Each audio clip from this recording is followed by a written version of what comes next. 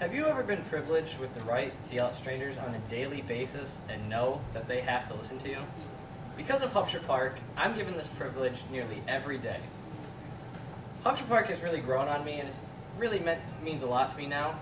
I started working there several years ago, and at first I didn't really care for it, but I realized that I can take on more initiative and responsibility, and I realized that with how few people work there and how much work there is to do, I really matter when I'm there, and that what I say is a big deal.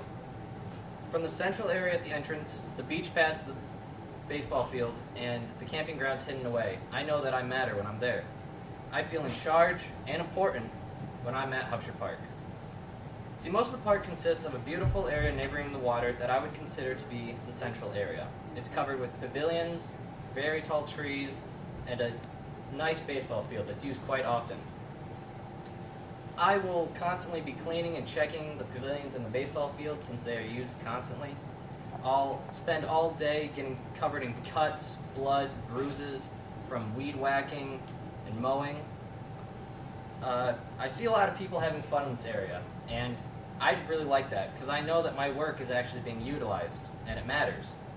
It makes me feel important that I'm making these people have a better time. And if you follow the gravel roads through the central area and past the baseball diamond, you'll find yourself at the beach. Now, I'm not sure what it is about the beach, but people sure do like to break rules when they're there. Yes, this area does make me feel important, but it's for a bit of a different reason. The beach is really nice. It's pretty small, but it's definitely very welcoming. It's very warm on your average summer day. It's got a refreshing swimming area and a nice play set for kids. But there are 3 clear rules when you're there. Don't bring glass, don't walk your dog, and don't play on the buoy. And nearly every day, people will break these rules, and I have to yell at them. And quite frankly, I love it, because I get a lot of joy out of yelling at these people and knowing that they have to listen to me. And because of that, it really makes me feel entitled and important, because I just have a lot of authority when I'm there. While the beach does give me a sense of authority and importance, let's not forget about what's across the lake, kind of hidden away, the camping grounds. Now, the camping grounds are located on the far side opposite of the beach. They're rustic and have very thick foliage around and above them.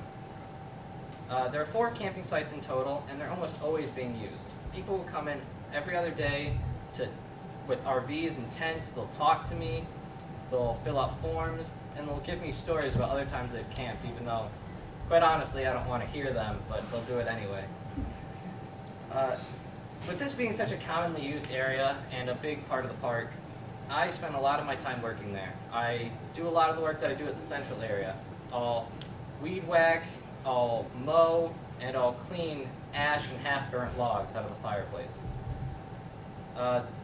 There's also a walking trail attached to the camping ground that I will often drive through and make sure it's being cleaned and used correctly. And all this work, just like the central pavilion area, gives me a sense of importance and necessity to Hubster Park.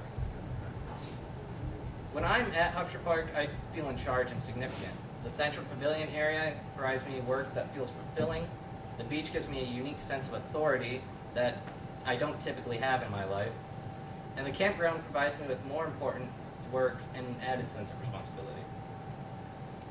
And now that you have a better understanding of the park, I hope to see some of you there this summer.